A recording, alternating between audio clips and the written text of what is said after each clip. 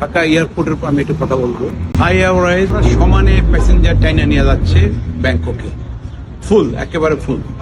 বিমানে পুরোপুরি ফুল যাচ্ছে না। কেন যাচ্ছে না আমি কথাটা বলে দিই। আমি 3 মাস আগে এই কথাটা বলছিলাম। আমি যখন থাইল্যান্ডে যাচ্ছিলাম তখন আমি এই কথাটা আমি ভিতরে আমি গেলাম, যাওয়ার পর আমি দেখলাম জিনিসগুলো দেখে আমি কথাগুলো বলছি। এখন আমার কথা হয়েছে যে থাই এয়ারওয়েজ ওরা যখন ট্রেন এয়ারক্রাফট নিয়ে আসে, ওরা তো পায় বোর্ডিং ব্রিজ পায়। ওরা বোর্ডিং ব্রিজে প্যাসেঞ্জার নামে, বোর্ডিং ব্রিজে আবার প্যাসেঞ্জার ওঠে। কিন্তু বাংলাদেশ বিমানে যখন আপনি ব্যাংককে যায় তখন কিন্তু আমাদেরকে বোর্ডিং ব্রিজ দেয় না। এই যে বয়স্ক লোক, বয়স্ক মহিলা, এদেরকে সিঁড়িতে নিয়ে, বাসে নিয়ে ওরা আর এগুলা পছন্দ করে না, যাইতে চায় না।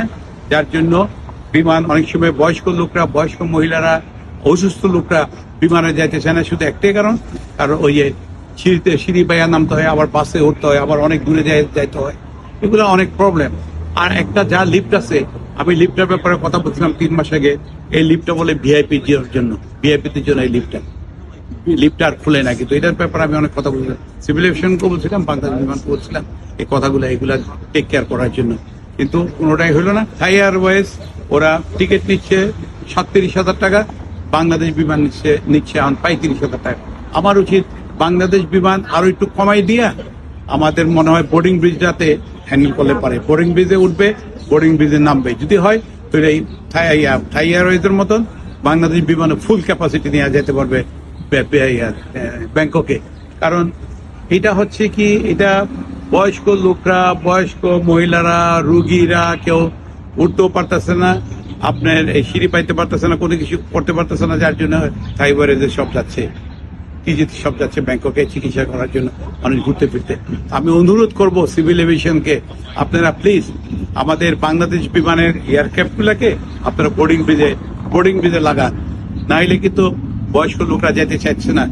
বাংলাদেশ বিমানের যে চেয়ারম্যান আব্দুল মহিদ চৌধুরী সাহেব, উনি একজন অনেস্ট, উনি একজন সিনসিয়ার লোক। উনি যদি এবার বাংলাদেশ বিমানটাকে ঠিক না করতে পারে, আগামী 50 বছরেও কেউ ঠিক করতে পারবে না। গত 53 বছর তো গেছে, এটা তো শেষ করে দিছে। আর উনি যখন আসছেন, আমরা আশাবাদী, বাংলাদেশের 20 কোটি মানুষ আশাবাদী, ওনার দিকে আমরা তাকে আছি। আব্দুল মহিদ চৌধুরী সাহেবের দিকে কিন্তু আমরা তাকে আছি। কিন্তু উনি বিমানটাকে একটু ঠিকঠাক করে যেন দেয়। কিন্তু এত দুর্নীতি, এত অনিয়ম ছিল বিমানের ভিতরে যে চিন্তা করা যায় না।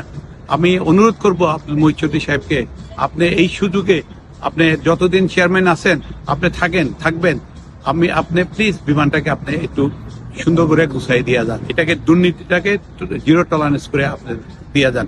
আপনি অনেক কিছু করবেন, অনেক কিছু পারবেন। কারণ আপনি তো যখন যমুনা ব্রিজ, আপনি যখন এটা চিফ ছিলেন, যমুনা ব্রিজের চেয়ারম্যান ছিলেন, আপনি তো ইঞ্জিনিয়ার না, ইউ আর নট ইঞ্জিনিয়ার। আপনি তো সাকসেসফুলি করে আসেন যমুনা ব্রিজ।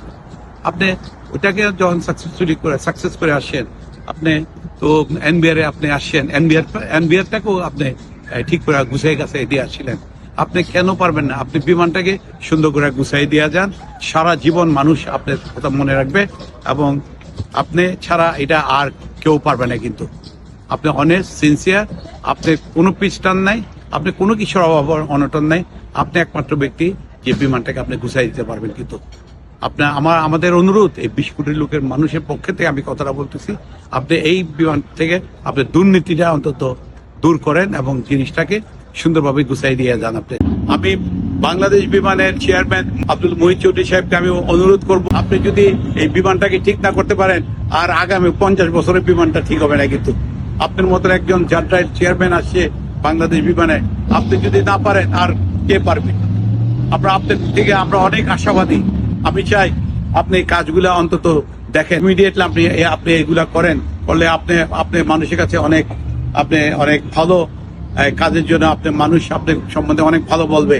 যদি এই কাজগুলো আপনি করতে পারেন, আপনি থাকা অবস্থা বিমানটাকে আপনারা ঠিকঠাক করে দেন। কিন্তু থ্যাংক ইউ ভেরি মাচ। আসসালামু আলাইকুম।